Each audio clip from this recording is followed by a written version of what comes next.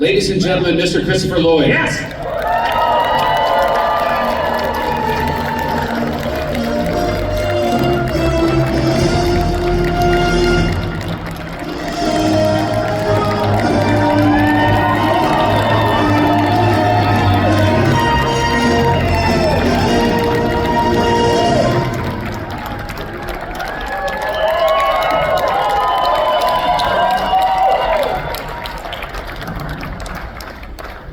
Welcome, Mr. Lloyd. I'm very excited to talk to you about just the craft of acting, in addition to I'm sorry, about what? just the craft of acting, because you're one of the few actors who was able to jump from Broadway to TV to movies, and a lot of people here don't really realize that there used to be a wall of separation when you got in. If you were a Broadway actor, you were not a movie actor. If you were a movie actor, you never did TV. And so, do you think that breakdown of the wall of separation between those three crafts has been beneficial for actors? Yeah, I remember when I did One Flew Over the Cuckoo's Nest. It was my first film, and I was then in my early 30s. I started doing theater when I was 16, 17 years old. Then after, so and I heard this thing that some people can't make the bridge from one area to another, and so then Cuckoo's Nest came along, and there were a couple of times when a close-up I was far too big, and adjustments like that, but we catch on pretty quick. Yeah, but do you think that, like I know Bradley Cooper did a stint on Broadway, a lot of, like Emma Stone was doing a Broadway hit, and then they go right back to movies. Has that been good for the craft, to be able to jump back and forth between? Oh yeah, I don't find it a problem. I mean, the task is still the same, to reveal the truth of the character. And so I do that, but I don't.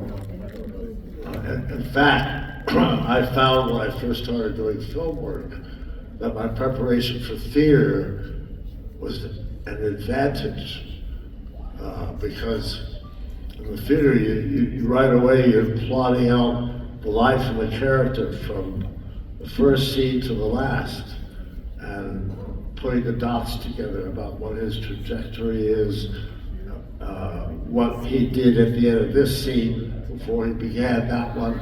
So you have that, and it's hard to get that in a film. It's not so easy, and it's important, because if you're shooting, starting with the last scene in the story, you gotta know what's coming before, really be into it, so you know where you are when you get there. Blah, blah, blah. Sure. What do you think about the future for movies is going to be with the advent of technology these days in theaters? Because it used to be such a big part of people's lives, going out to a theater, going to the matinees, but with the advent of streaming, what's your thought about the future of film in theaters? I don't, that's a toughie, because,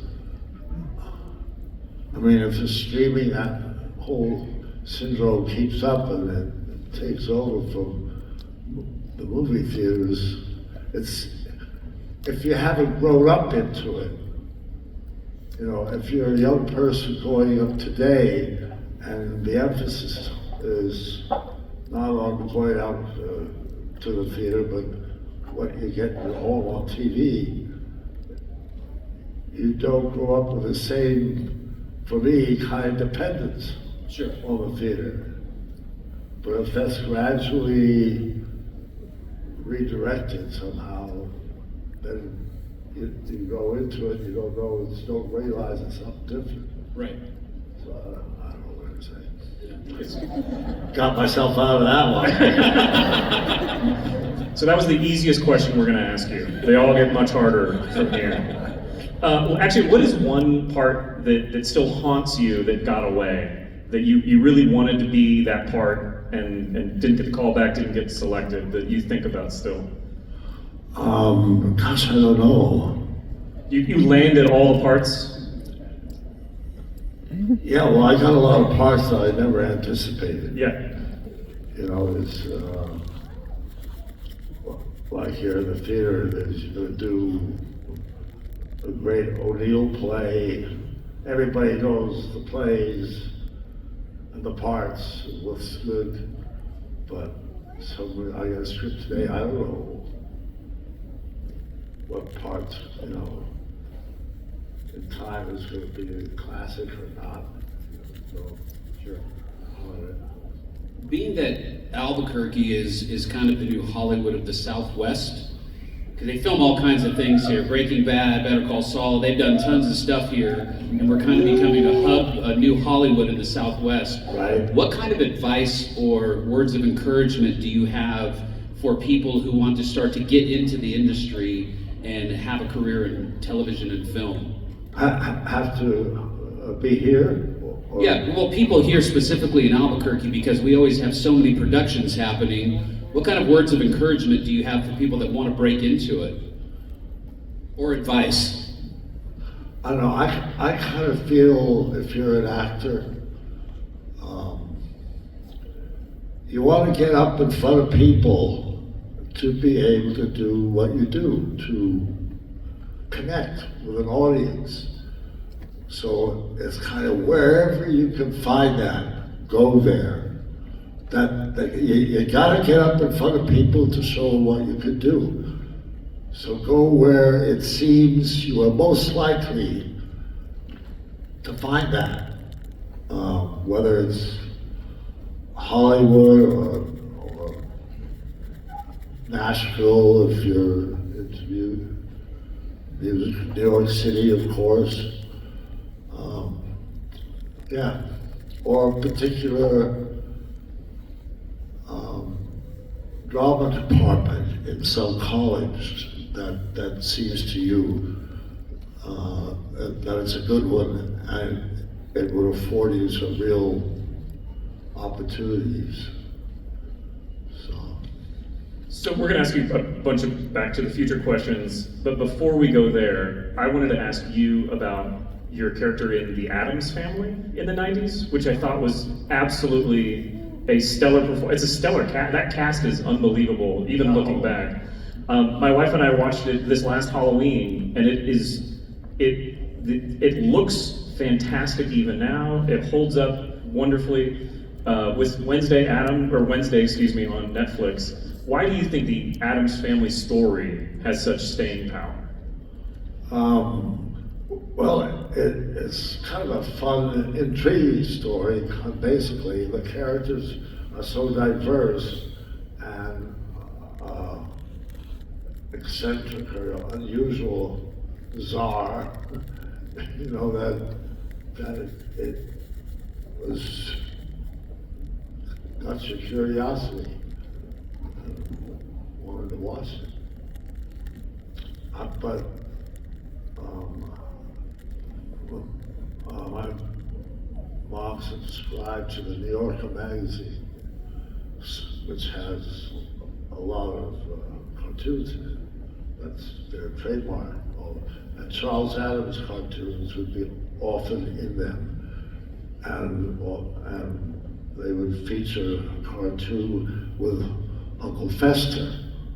And I grew really kind of, I liked him, you know, mischievous, kind of harmless guy, but a little scary. Might go too far one day. But so I get each issue I'd look, see something of Fester, so that passes, and then decades later I get a call to be here on film. Mind blown. Incredible. let's jump into Back to the Future. A lot of people probably know this. I didn't know this particular set of information, but before Michael J. Fox, he wasn't available to do Back to the Future because of his family ties commitment. Right. And so Eric Stoltz was actually cast in place of Michael J. Fox for about 6 weeks. Is that right? That's right. So how was it shooting with Eric Stoltz, and how much different was it? And I guess I want to know, like, how much of the film did you actually do? Because 6 weeks is a long time to shoot. I mean, that's probably half of the production time, you know. And then how different would the movie have been if it would have been Eric Stoltz versus Michael J. Fox? That kind of a subtle kind of thing. I mean, I hadn't, what's his name? Eric Stoltz? Yeah, Eric Stoltz, apology. He's a very good actor. And so everything seemed to be happening the way it was written to happen. And so that wasn't a thought in my mind at all, you know, during the first 6 weeks, just getting into it, trying to find my character and all of that. And then at the end of the 6 weeks, one night we were shooting all night in the market, The mall? huh? At the mall? At the mall. Yeah. And we broke at 12 o'clock, 1 o'clock, 1 a.m. for dinner, and said, come to this spot or whatever afterwards, there's an announcement to be made.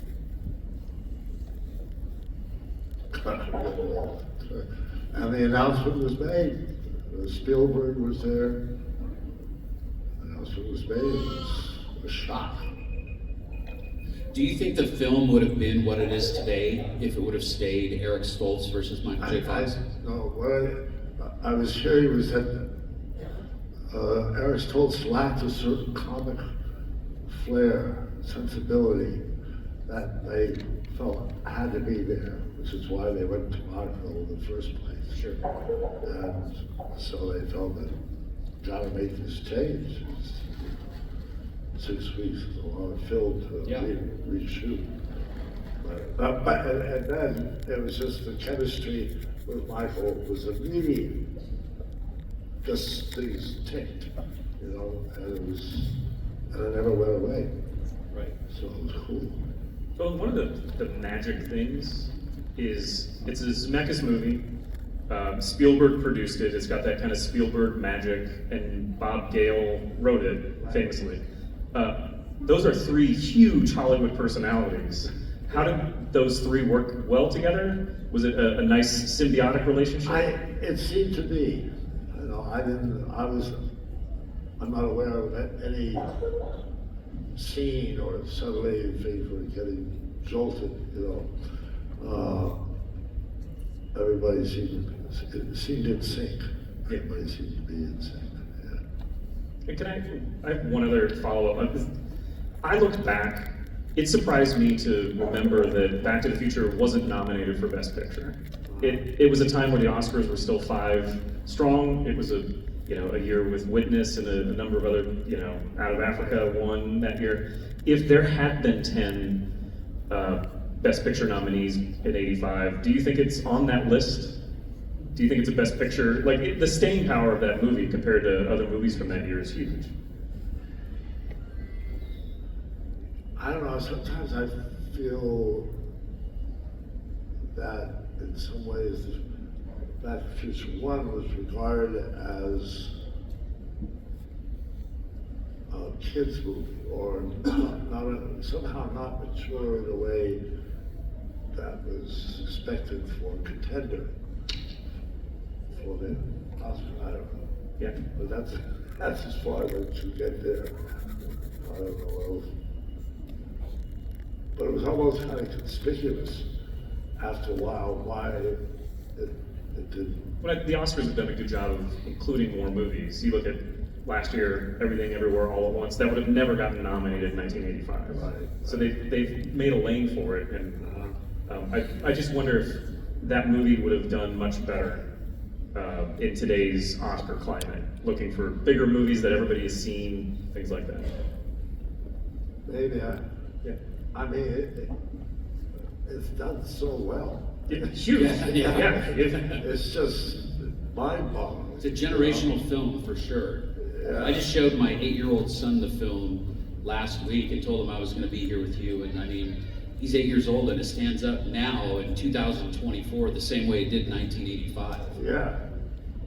Stands up. So thank you for that. I remember Huey Lewis wrote a lot of music. We were doing an overnight, all-night video of some kind. This was before the film opened. It's like, well... The Back in Time video. Yeah, sometime during the shooting, we were all in San Francisco Bay Area, and we went to this all-night shoot. And his band was in the shoot, whatever. And there was someone sitting all this around. And they came over, he was like curious. They said, is this going to do anything? I'll never forget that. I mean, he was just, what Am I wasting my time here? What is this? That's funny. That's funny. I don't know if you're aware of this or not, but if you go to O'Reillys.com, which is an auto parts website, there's a letter and a number, I believe it's G121, and if you put G121 in the search bar, it brings up a flux capacitor that is not in stock. Any idea when that's going to be back? Oh, that's life. You guys Google it, I'm serious, you can do that. G121, O'Reilly's Auto Parts. Yeah, that's funny. I would love to ask you about a movie that when it came out, it was revolutionary. Roger Ebert called it a generational movie. He said it was like 2001: A Space Odyssey or E.T., in that it was both a great movie to watch and also revolutionary in its technology. And that's Who Framed Roger Rabbit? And there's a lot of Roger Rabbit fans. But the character you played, also, you were a bit haunting. I wasn't sure if there were movies where you played a good person in the 90s. You chased my nightmares between Uncle Fester, Judge Doom, like you were ever present there. But can you talk to me about that character and what it was like on that movie, working on Who Framed Roger Rabbit? Because it must have felt insane. Yeah, he was kind of, I loved cartoon Spy versus Spy, two crows. Yeah. Right, and I felt like that crow seemed to fit, I could see, looking like that and having that kind of personality. Yeah. You can kind of get that feel from it too, because I was watching a scene from that today, and I was trying to figure out where did he get the inspiration from that? And now that you say that it's the spy versus spy thing, it makes all the sense in the world. Yeah. It totally makes sense. Yeah, and I was a total fan of that cartoon way before that. Yeah, absolutely makes sense. Can you tell when you're on a movie like that this is going to be something that everyone views as special? Or when you're on a movie working, is it just blind and you hope for the best? I didn't have any imagining that the future was going to be even still around. Yeah. I just, like we all hope has a good opening, a decent one. Should we do questions here in a minute? See if there are any people. Okay, before we get to questions, if you have a question, I believe there's a microphone over here, but before we do that, I want to ask you one more thing. I had found an interview that you had done online with, I think, Yahoo Entertainment, and I typically like to go through the comments and look at the comments that people post, and somebody posted a comment. It said, Christopher Lloyd is the kind of actor you need to have in the world. You don't meet a lot of people like him, but I put him in the same category as Andy Kaufman and Jim Carrey. There are certain roles that only he could do justice to. What comes to your mind when you hear somebody, one of your fans out there, say something as profound as that, as there's just one of you, we need you in the world? One of the what? You as an actor, this person said that basically you're a one-of-a-kind actor, and we need an actor like you in the world, but just you. What does that make you think of when you hear that?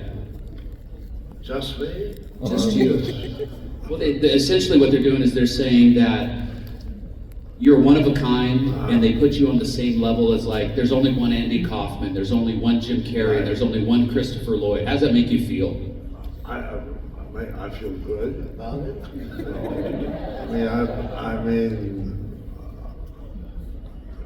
I wasn't a particularly secure person starting out. I'm kind of dumbfounded that I've had the good fortune to do get to do the films I've done and the parts I've had. But I always felt in that class, I dreaded getting up in front of the other class, because I just felt there were talented people in there. Most of whom I never heard of again. It's just strange. I don't know, back to the question here. Pardon me? Back to the actually, on the heels of that, let me ask. I just saw, just in the last 2 weeks, I saw 2 new movies with you in them. Self-Reliance is on Hulu right now, which was a great little movie. And then I was watching Nandor, Fodor, and the Talking Mongoose. Yeah. But you're still working a lot. Where there's a phrase in Hollywood: you never know when it's your last part. But what do you attribute your staying power and your consistent work all throughout these years to? I love doing it. I mean, somebody asked me recently some kind of question that what means what. I get totally thrilled. I get a call from my agent, and he's telling me he's going to send me a new script. Okay, I can't wait to get it and see what I'm going to see, and hopefully, gotta do this. They're lucky to have you, right? Absolutely. Let's go to our first question. Come on up.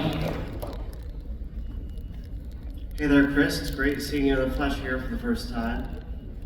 I just wanted to ask you, where do you get your ideas? Where do you get your ideas? For what? For anything, really. For TV shows? TVs? Well, I'm pretty much open to whatever comes my way. Somebody sends me a script. But once I get to it, I want to think about this person I'm reading about and figuring out who he is, what he wants, and how to relate that, convey that to you, to the audience. How to connect that interpretation. You really like to get to the character. Yeah. Thank you. Thank you. I'm gonna go walk over or get out of here.